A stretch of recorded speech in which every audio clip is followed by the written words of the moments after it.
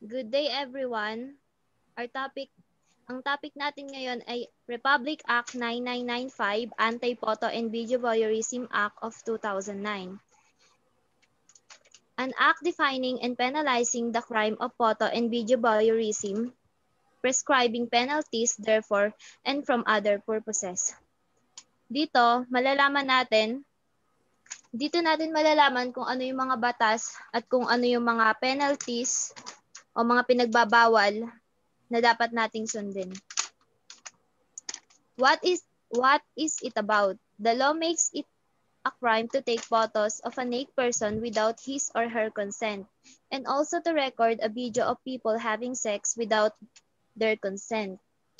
So ito yung batas na naglalayo na maging krimen at maparusahan ng mga kumukuha ng litrato o video nang walang pahintulot ng isang tao. Irwin Tieng, the main author of Republic Act 9995. Primer on the Anti-Photo and Video Voyeurism Act of 2009, RA 995, Republic Act number 995, also known as the Anti-Photo and Video Voyeurism Act of 2009. Here's a primer on this anti-voyeurism law. What is the definition of photo and video voyeurism? Ano nga ba ang definition nito? It is the act of taking photo or video coverage of a person or group of persons performing sexual act or any similar activity or capturing an image of the private area of a person or person without the latter's consent. So, ang ibig sabihin nito, ito ay ang pagkuha ng litrato o video ng tao o grupo ng mga tao na gumagawa ng sexual activity or yung mga malalaswang gawain. Susunod is the act of selling, copying, reproducing, broadcasting,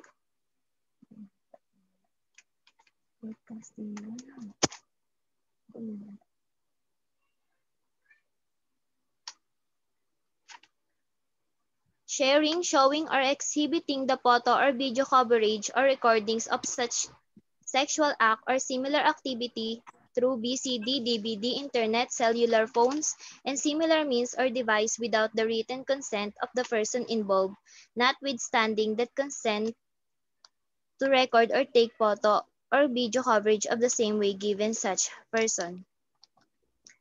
So, bawal daw po yung pagbebenta or pagpaparami, pagpapakalat ng mga video kahit na po may consent yung kahit na binigay sa iyo yung picture o kaya yung video na yon, liable ka pa rin for anti-photo and video voyeurism kung i-share mo or ibebenta mo yung larawan or video nila.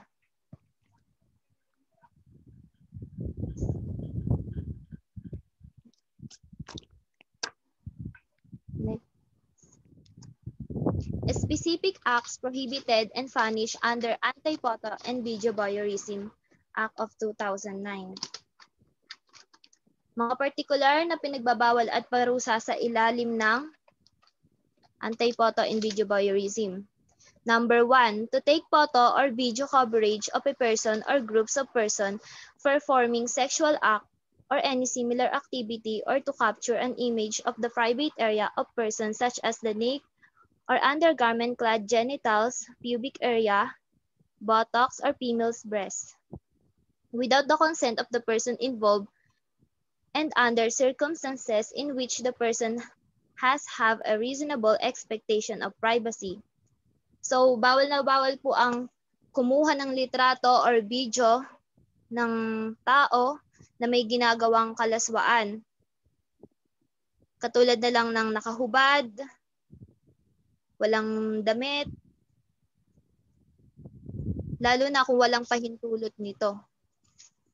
Number 2, to copy or reproduce or to cause to be copied or reproduced such photos or video or recording of sexual act act, or any similar activity with or without consideration. It is immaterial if consent to record or take photo or video coverage of the same was given by such person.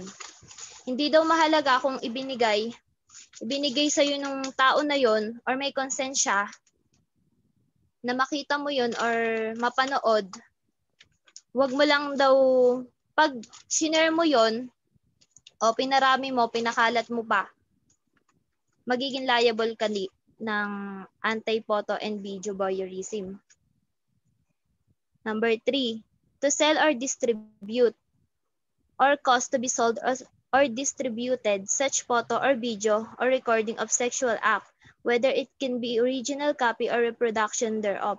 It is immaterial if consent to record or take photo or video coverage of the same was given by such person. So, ganun din dito. Kahit na binigyan ka ng consent nung may-ari ng video o kaya ng larawan na yon, hindi mo pa rin to pwedeng ibenta or ipakalat sa iba.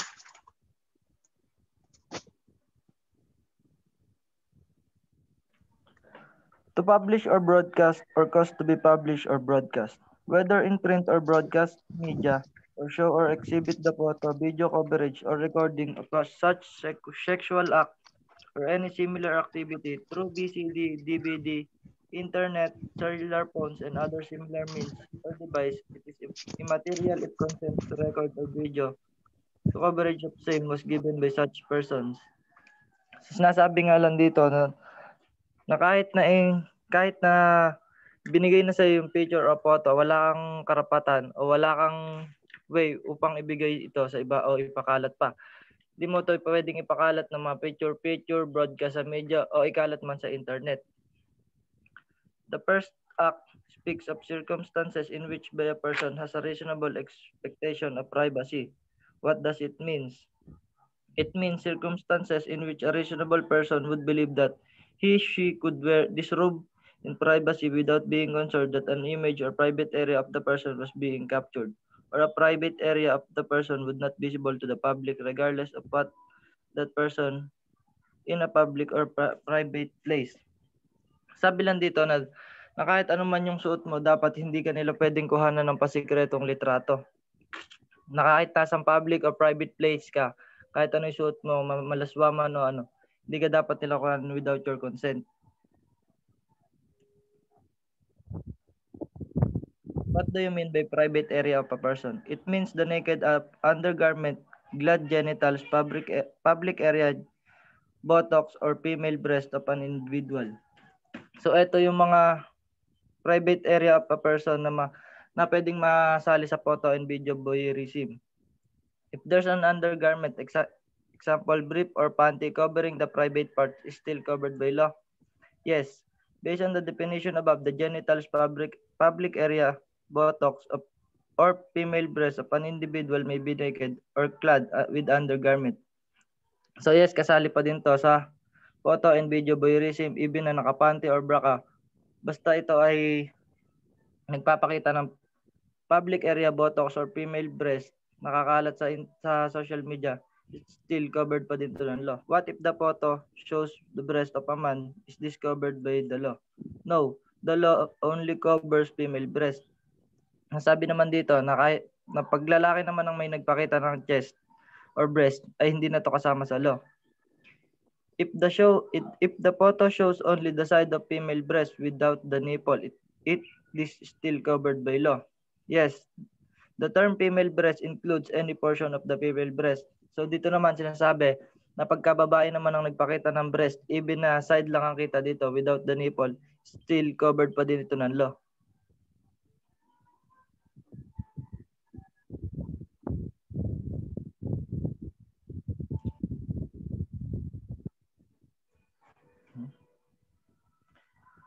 What is the meaning of capture? With respect to an image, it means to videotape, photograph, film, record by any means or broadcast.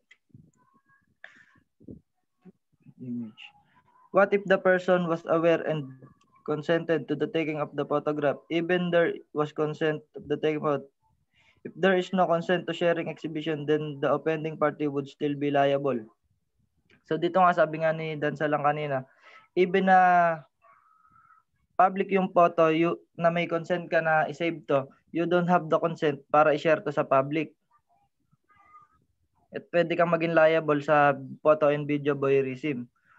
What do you mean by broadcast? Broadcast means to public by any means by visual image, the intent that it be viewed by a person or persons. So yung meaning ng broadcast is pagpapakalat, yung papakalatin mo siya sa social media. Example, yung parang picture na lang na ipopost mo, ipapublic mo, makikita ng lahat. Yun po yung pagbo-broadcast.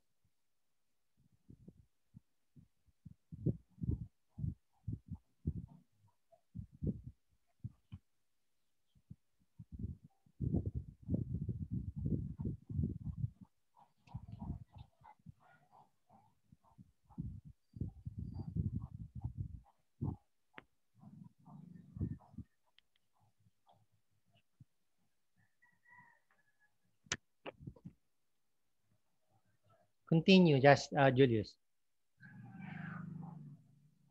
Wait lang pa, si Janelle na po yung part na yan eh.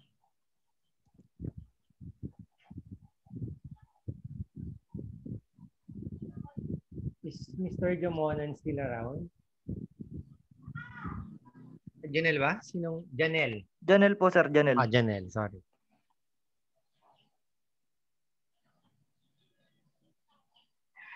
Janelle, nakamute ka. Paki-unmute. Ayan. Start mo ulit, Janelle.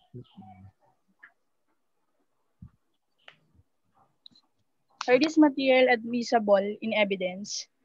General rule, no, the record, photo, or video, or copy thereof, obtained or secured by any person by any person in violation of this law shall not be admissible in evidence in any judicial, quasi-judicial, legislative, or administrative hearing or investigation. However, any peace officer may secure an order of the court. Sorry po, di ko masyadong nakikita, maliliit eh. An order of the court to use the record or any copy thereof as evidence in a civil criminal investigation or trial of the crime of photo or video voyeurism. The written order shall only be used or guaranteed upon written application and the examination under oath or affirmation of the applicant and the witness he or she may produce, and upon showing that there are reasonable grounds to believe that photo or video voyeurism has been committed or is about to be committed, and that the evidence to be obtained is essential to the conviction of any person or to the solution or prevention of such as crime. So, sabi lang dito na kapag meron ka mga photos or videos, pwede siyang hindi magamit, ganon. Para, sir, wait lang. Wait lang po.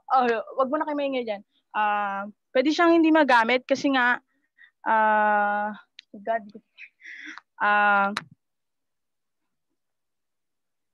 general rule kasi talaga yung mga recordings, photo and videos, hindi siya nagagamit sa evidence sa judicial o quasi-judicial legislative sa Pilipinas. Kasi po may mga may mga form po ng video documentary, pwede po siyang hindi siya magamit. Kasi may different types ng video evidences or photos evidences. Depende dun sa may credible nung video na napakita. Ganon. So, may sabi naman dito, however. Di ba may sinabi yung however dyan? So, may sabi dito, however.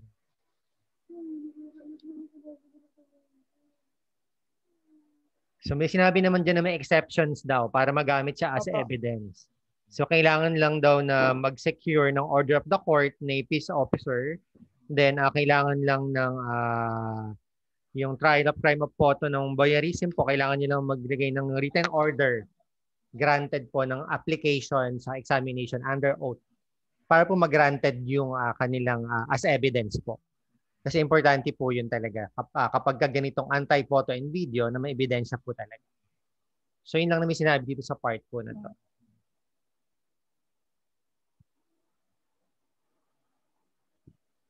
ito. Tungkol dun sa mga binasa nila, discuss ni Mr. Cruda and Ms. Dansalan. Next slide. Will a person be held liable in case the victim gave his or her consent to record or take photo or video coverage? The provision shall be applied notwithstanding that consent to record, to take photo or video coverage was given. So yung person daw ba is magiging liable if nag-record siya, nag-picture siya, nag-cover siya ng mga different photos like naked pictures, mga ganon. So if nag-picture siya ng ganon, tapos binroadcast niya, nilagay niya sa public, pwede siyang maging liable kasi nga may penalties na kung saan under ng photo and video voyeurism. Ito nga yung Video Voyeurism Act of 2009. At the discretion of the court, it may impose upon any person found violating the law, the following penalties are: if the offender is a natural person, imprisonment or of not less than 3 years but not more than 7 years, and fine of not less than 100,000 but not more than 500,000, or both imprisonment and fine. So if na patunayan na ikaw na-convict ka na, naging guilty ka na dun sa may crime na na-commit mo, pwede kang makasuhan ng ang Republic Act of 1975, Act of 2009, na kung saan pwede mong harapin yung 3 to 7 years of imprisonment, at saka pwede kang mag-fine ng 100,000 to 500,000 na penalties. Tapos next slide.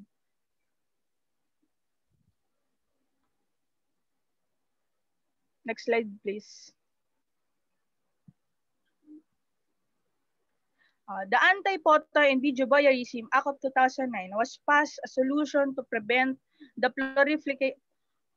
proliferation or paglaganap, pagkalat of scandals, the most notable of which is the one which involved by Haydenco, Dr. Marica Reyes, as well as actress Katrina Halili.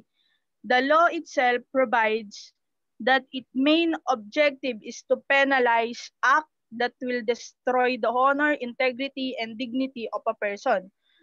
So, para daw mapigilan yung paglaganap, dahil 'di ba, aware naman tayo dun sa may video scandal ni Katrina Halili at saka ni Haydenco, ni Marica Reyes, na kung saan mabilis siyang lumaganap dito sa Pilipinas. So para daw malesen yung paglaganap, gumawa ng Anti-Photo and Video Voyeurism Act of 2009 kasi nga sinisira niya yung honor, dignity, integrity ng isang person or ng isang tao.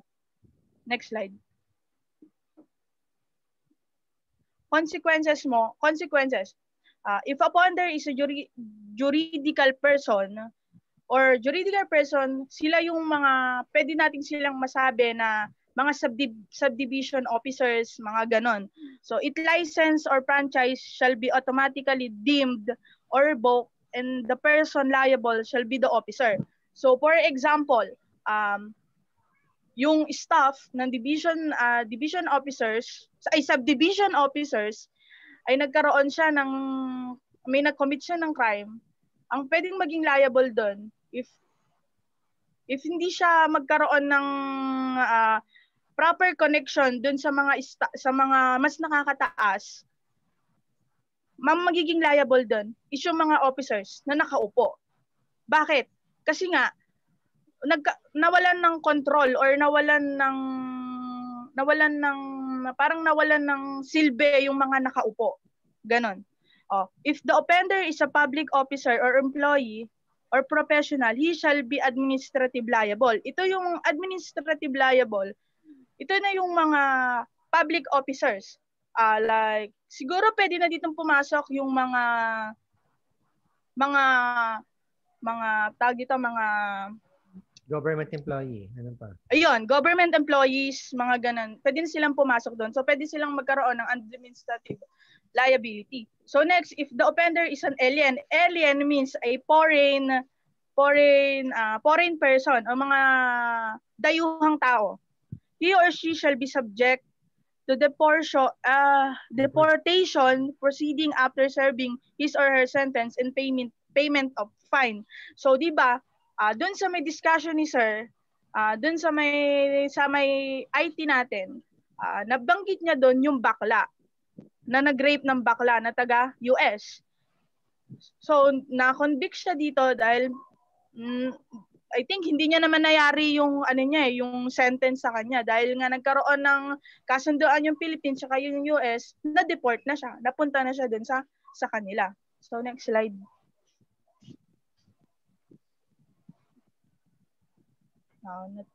Sino na po dyan?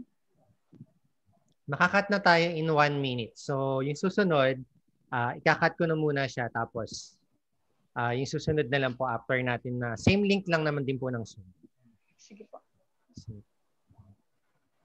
So, break po tayo ng 2 minutes. Tapos, send ko po yung link. Sige, 5 minutes na para mahaba-haba. Tapos, dire-diretso na po tayo. Sige po.